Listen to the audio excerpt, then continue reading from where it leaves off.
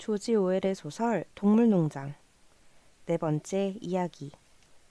여름이 저물어 갈 즈음 그 지역 절반은 동물농장에서 벌어진 일에 대해 알게 되었다. 스노우볼과 나폴레옹은 날마다 비둘기들을 날려보냈다. 그들의 임무는 이웃 농장의 동물들 틈으로 들어가 반란 이야기를 들려주고 영국의 동물들 가락을 가르치는 것이었다. 한편 존스는 날이면 날마다 윌링던에 있는 레드라이언 술집에 앉아 자기 말을 들어주는 사람이면 아무나 붙잡고 신세한탄을 했다. 되먹지 못한 동물들에게 농장을 빼앗겼다며 자신이 겪은 말도 안 되는 부당함에 대해 호소했다. 다른 농장 주인들은 존스를 동정했지만 처음에는 거의 아무 도움도 주지 않았다. 대신 대놓고 드러내지는 않았지만 하나같이 존스의 불행을 이용해 어떻게 하면 자신들의 이익을 얻을 수 있을지만 궁리했다.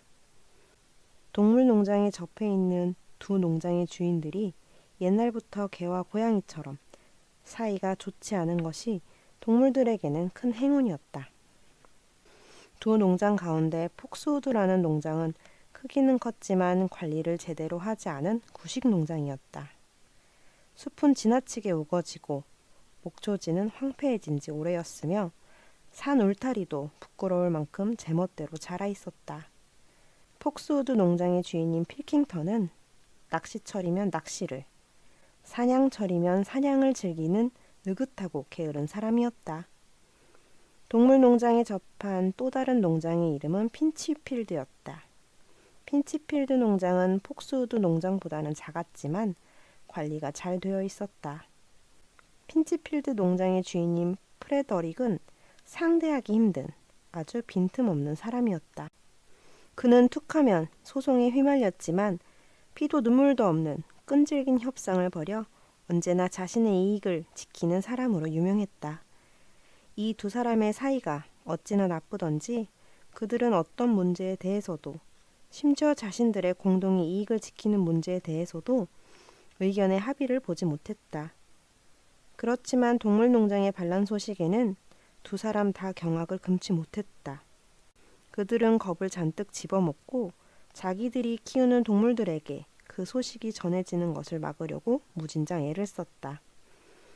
물론 그들도 처음에는 동물들이 스스로 농장을 운영한다는 발상에 콧방귀를 끼며 웃어 넘기는 척했다.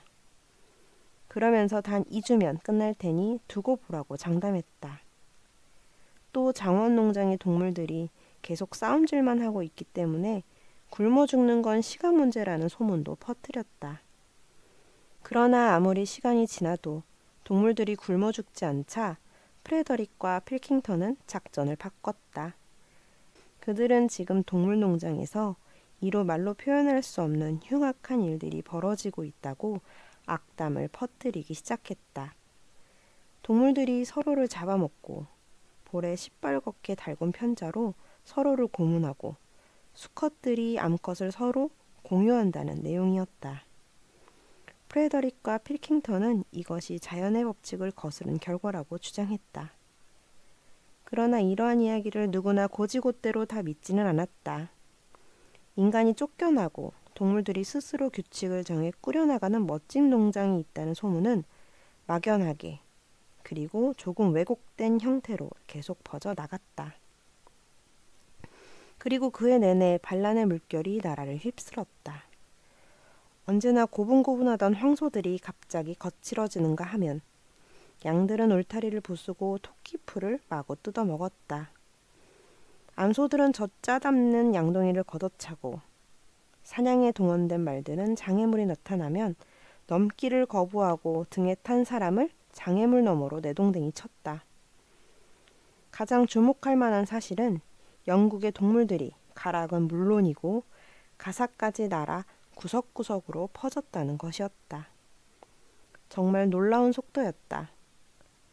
사람들은 그 노래를 들을 때마다 분노가 부글부글 끓어올랐지만 겉으로는 그저 우습게 생각하는 척했다.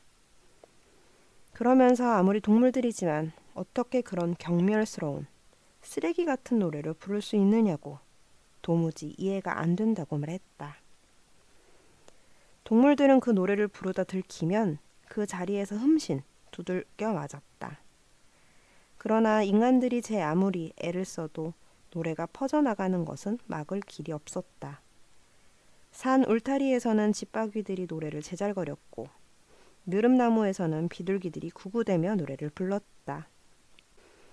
영국의 동물들은 이제 대장장이의 망치질 소리, 교회 종소리 할 것 없이 그 어디에나 스며 있었다.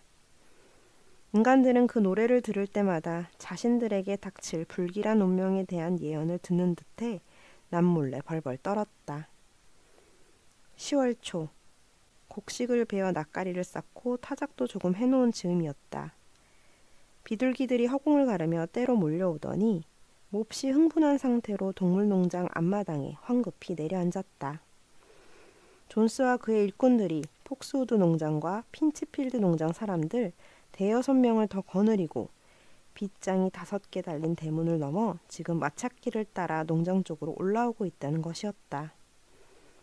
존스만 빼고는 다들 몽둥이를 들었으며 맨 앞에서 무리를 이끄는 존스는 총을 들고 있다고 했다. 농장을 다시 빼앗으려고 쳐들어오는 것이 분명했다. 동물들은 이러한 일을 오래전부터 예상했기 때문에 만반의 준비를 갖추고 있었다. 존스의 집에서 율리우스 카이사르의 전쟁에 관한 낡은 책 하나를 찾아내 열심히 읽고 연구했던 스노우볼이 농장 방어 작전의 총지휘를 맡았다. 스노우볼이 재빨리 명령을 내리자 모든 동물들이 금세 자기 위치에 자리를 잡았다. 인간들이 농장 건물들 쪽으로 다가오자 스노우볼은 첫 번째 공격을 개시했다. 비둘기 35마리가 일제히 인간들 머리 위에서 어지럽게 날아다니며 똥을 싸기 시작했다. 인간들이 비둘기 똥을 피하느라 정신이 없는 사이 이번에는 산 울타리 뒤에 숨어있던 거위들이 뛰쳐나와 인간들의 종아리를 사납게 쪼았다. 그러나 이러한 공격은 적들을 어지럽히기 위한 가벼운 전초전에 불과했다. 인간들도 몽둥이를 휘둘러 거위들을 쉽게 쫓아냈다. 스노우볼이 두 번째 공격 명령을 내렸다. 스노우볼을 필두로 뮤리얼, 벤저민, 그리고 농장의 모든 양들이 적들에게 달려들어 사방에서 인간들을 찌르고 들이받았다. 특히 벤저민은 뒤로 돌아서서 작은 발굽으로 인간들에게 발길질을 퍼부었다. 그러나 몽둥이를 들고 찡 박힌 장화를 신은 인간들은 이번에도 동물들에게 너무 벅찬 상대들이었다. 스노우볼이 갑자기 날카롭게 소리를 질렀다. 후퇴하라는 신호였다. 그러자 동물들이 죄다 그 자리에서 뒤돌아서더니 문을 지나 앞마당으로 도망쳤다. 인간들이 승리의 함성을 질렀다. 자기들의 예상대로 동물들이 도망치자 인간들은 무질서하게 그 뒤를 쫓기 시작했다. 바로 스노우볼의 의도했던 바였다. 인간들이 모두 앞마당으로 들어오자 외양간에 숨어있던 말 3마리, 암소 3마리, 그리고 스노우볼을 뺀 나머지 모든 돼지들이 갑자기 뒤에서 뛰쳐나와 인간들이 빠져나갈 수 있는 길을 막아버렸다. 바로 그 순간 스노우볼의 총공격 명령이 떨어졌다. 스노우볼은 곧장 존스에게 달려들었다. 존스는 스노우볼이 돌진해 오는 것을 보고 총을 쏘았다. 산타는 스노우볼의 등에 긴 핏자국을 남겼고 양 한 마리를 죽였다. 그러나 스노우볼은 단 한순간도 주춤거리지 않고 95kg이나 되는 덩치로 존스의 다리를 들이받았다. 존스는 똥거름 더미 위로 벌러덩 낮아빠졌고 총은 날아가 버렸다. 그러나 가장 무시무시한 장면을 만든 주인공은 복서였다. 복서는 씨말처럼 뒷발로 우뚝 일어나 무쇠 편자가 박힌 무지막지한 앞발로 발길질을 해댔다. 복서의 첫 발길질이 폭스우드 농장에서 온 마곡간지기의 머리통을 걷어찼다. 마곡간지기는 진흙바닥에 그대로 쓰러져 죽은 사람처럼 누워있었다. 그 광경을 지켜본 사내들은 몽둥이를 버리고 도망치려고 했다. 다들 극심한 공포감에 휩싸여 허둥거렸다. 동물들은 때를 놓칠세라 앞마당을 뛰어다니며 인간들을 쫓았다. 인간들은 뿔에 받치고 걷어차이고 물어뜯기고 발에 짓밟 폈다. 저마다 방법은 달랐지만 인간들에게 복수를 하지 않은 동물은 단 한 마리도 없었다. 심지어 지붕 위에 앉아있던 고양이까지도 외양간직이 어깨로 뛰어내려 목을 사정없이 핥히었다. 외양간지기는 앞마당이 떠나가라 비명을 질렀다. 인간들은 밖으로 나가는 문의 감시가 잠시 허술한 틈을 타 허겁지겁 앞마당을 빠져나갔다. 그러고는 큰 길 쪽으로 곧장 도망치기 시작했다. 인간들은 공격을 시작한 지 단 5분 만에 자신들이 들어왔던 그 길로 치욕스럽게 후퇴하는 신세가 되었다.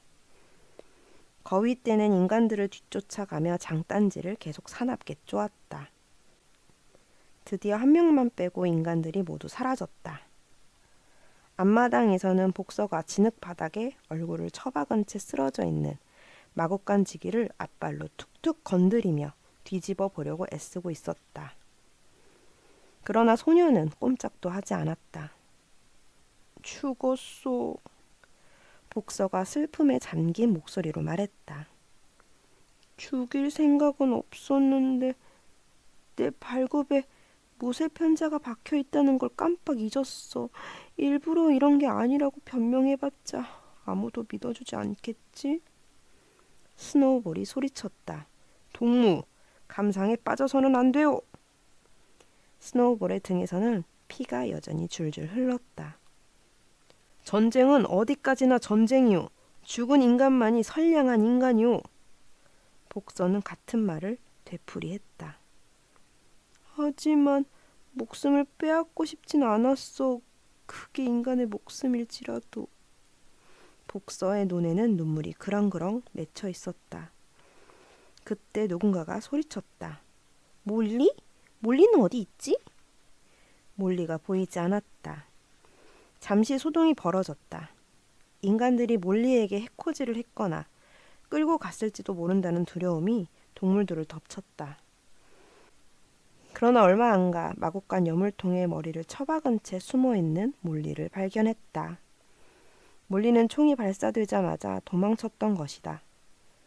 몰리를 찾아다니던 동물들이 앞마당으로 돌아와 보니 죽은 줄 알았던 마곡간지기가 사라지고 없었다. 알고 보니 죽은 게 아니라 잠깐 기절만 했던 마곡간지기가 정신이 들자 달아난 것이었다. 동물들은 미친 듯이 기뻐하며 다시 한자리에 모였다. 그러고는 너나 할 것 없이 자기가 전투에서 어떤 공을 세웠는지 소리 높여 떠들어댔다. 이어서 승리를 축하하기 위한 행사가 즉흥적으로 열렸다. 깃발을 개양하고 영국의 동물들을 여러 번 불렀다. 그러고 나서 죽은 양을 위한 경건한 장례식을 치렀다. 동물들은 양의 무덤 위에 산사나무도 한 그루 심어주었다.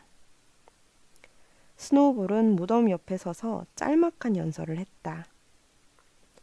동물 농장을 위해서라면 모든 동물들이 필요한 경우 기꺼이 목숨을 바칠 각오가 되어 있어야 한다는 것을 강조하는 내용이었다. 동물들은 무공훈장을 만들기로 결정했다. 만장일치였다. 그리하여 그 자리에서 스노우볼과 복서에게 1급 동물 영웅 훈장이 주어졌다. 훈장은 노쇠 메달이었는데 이 메달은 앞으로 일요일과 경축일마다 목에 걸기로 했다. 또 2급 동물 영웅 훈장은 전투에서 목숨을 잃은 양에게 주어졌다. 그러고 나서 이번 전투에 어떤 이름을 붙일지에 대한 열띤 토론이 벌어졌다. 한참을 토론한 끝에 동물들이 숨어있다 뛰쳐나온 것이 외양간이었으므로 외양간 전투로 불리기로 의견을 모였다. 존스의 총은 진흙바닥에서 발견되었다. 동물들은 존스의 집에 탄약이 아직 남아있다는 사실을 알고 있었다. 따라서 존스의 총을 깃발 개양대 밑에 대포처럼 세워놓고 1년에 2번씩, 즉 외양간 전투 기념일인 10월 12일과 반란 기념일인 세례 요한 축일에 축포를 쏘기로 결정했다.